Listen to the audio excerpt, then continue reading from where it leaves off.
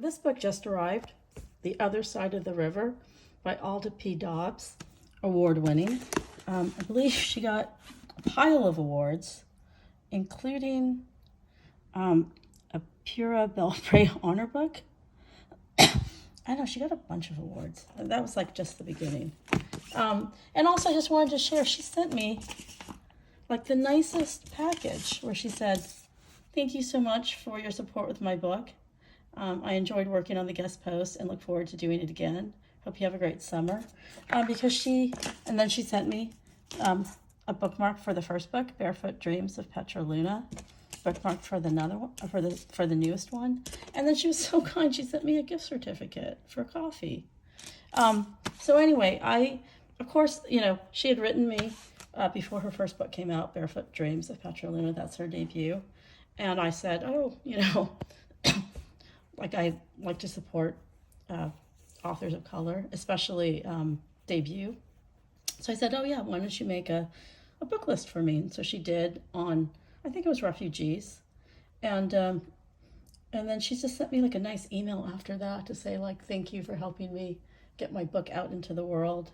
And so I'm so happy that, and the book did, fabulously well. Like it's, off the charts well.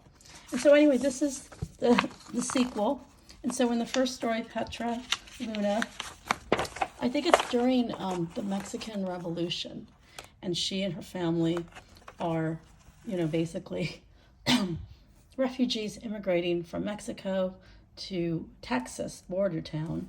And when they get there, and that's kind of the journey. The first book is kind of their journey just to kind of go through this war and go from Mexico to the United States. And then in the sequel, it's sort of, okay, now they made it to Texas, but the danger and the, crazy adventure isn't over. It's dangerous in the border town, and let's see, all kinds of things happen, and she has to kind of help her family move from the border town where they're living in like a refugee camp to, sort of more like a permanent location. And so here is a little bit more information. Thousands of Mexican refugees, including Alda P. Dobbs' great-grandmother, Juanita Martinez, crossed the border into the United States, fleeing the federales and the destruction of the revolution. And so that's the first book. And then here, on the other side of the river, 12-year-old Petra Luna has escaped the Mexican Revolution and finds herself in the place she has long dreamed of, America, but with no money, no food, a grandmother, 6-year-old sister, baby brother in tow. Oh my goodness. Will she be able to make a life and achieve her dream of learning to read and write? And will she ever be reunited with her papa? And so this is a compelling story about the refugee experience that continues to be relevant today, absolutely. And she kind of moves from the Texas border to San Antonio. And why don't we read just the first page?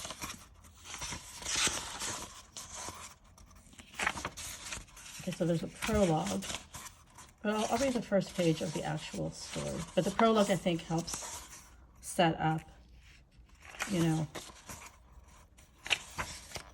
now that she's landed in the United States. In Eagles Pass, it was early, dark still, when crashing sounds startled me awake. I sat up amid the darkness, tense, ready to run. My heart thrashed inside me. Had I heard a cannon blast? "It's okay, mija," Abuelita whispered. "It's thunder. We're in a new place, a safe place. Go back to sleep." My eyes adjusted to the darkness, to the sudden lightning that flashed through the narrow gaps of our tent. We were in a new place, a new home. We were on the banks of the Rio Bravo, and right in the middle of a refugee camp. My stomach soon awoke, and nausea rising from its emptiness made me swallow hard. It was our third day in America, and despite having escaped the revolution in Mexico, hunger still had a tight grip on us. We'd heard the American soldiers were scrambling to find ways to feed us. There were nearly 7,000 people who had crossed the border bridge the day the federales came to Piedras Negras. Many of us had run across with nothing but the ragged clothes on our backs. Those who managed to bring a little bit of food, like cactus pads or stale tortillas, had since eaten every last bit.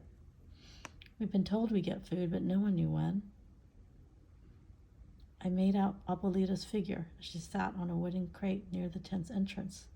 She squeezed at her elbows, her shoulders, and every joint that complained about the moist, cool air. "Abuelita," I whispered, "do you need me to rub your hands?"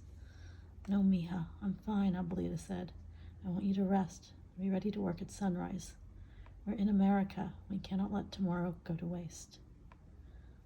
I lay back on the dirt floor and curled into a ball with my bare feet tucked inside my skirt.